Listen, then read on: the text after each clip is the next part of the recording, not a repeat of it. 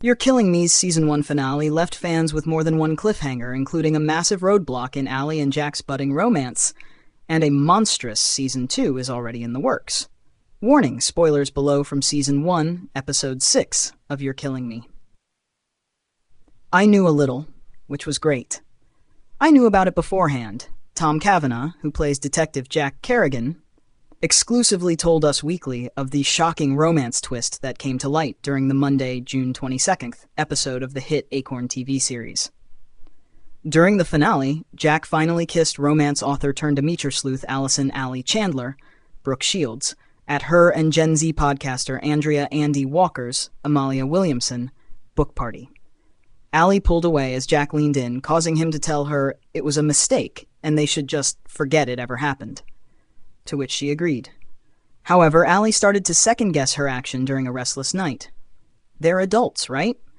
Like, it's Brooke Shields. They're not kids, Cavanagh, 62, told us of the main character's road to romance.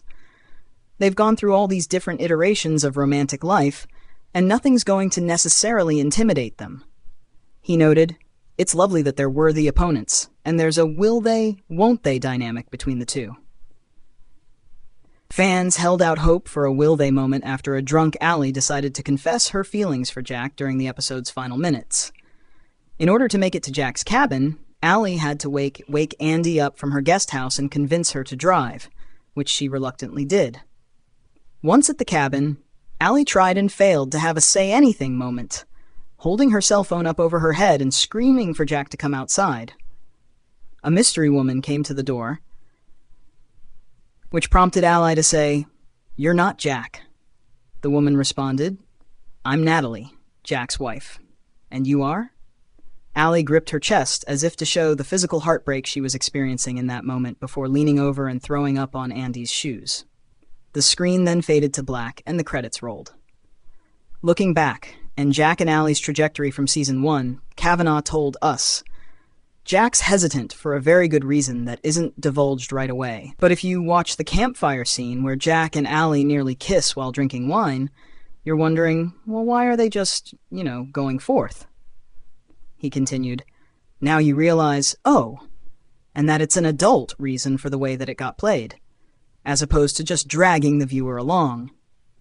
Cavanagh admitted that the wife twist, or perhaps Natalie is his ex-wife and a potential divorce is not finalized, comes at just the right time to leave fans looking for answers. There's real impetus, and then you kind of drop that bomb at the end, like, hi, I'm the wife. You're like, wait, what? Cavanagh said of the shocking cliffhanger, it's again well done on the writer's part. Shields, meanwhile, exclusively told us that she was just as surprised by Jack's secret wife, confessing, we have no idea what situation that is. Williamson, 27, teased, no we don't, not yet. As the show gears up for Season 2, Shields, 61, added, we have an idea of what might be happening, but we just are unsure. She revealed, but I love to play a character that has this just catharsis, and this like, it's all going to be good when she comes forward and then she's slapped on her face. The romance hitch, however, isn't the only question left unanswered during the Season 1 finale. The majority of the episode centered around Andi's hunt for her mother, who disappeared 15 years prior. After Andi and Allie's car broke down on their road trip to New York, Park Ranger Melissa Grant, Natalie Brown, showed up at the right moment and offered to drive them. Jack, however, soon discovered that Melissa was not a park ranger. Instead, she was a hitwoman searching for Andi's mom. After Andi and Allie found the exact location of her missing mom, Melissa rushed off ahead of them, getting to the house first.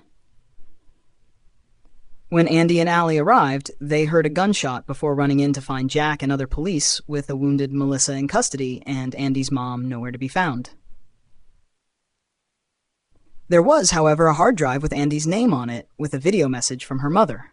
In the video, Andi's mom revealed she knew things about some dangerous people she worked for and made a deal to keep it secret to protect Andi and her father.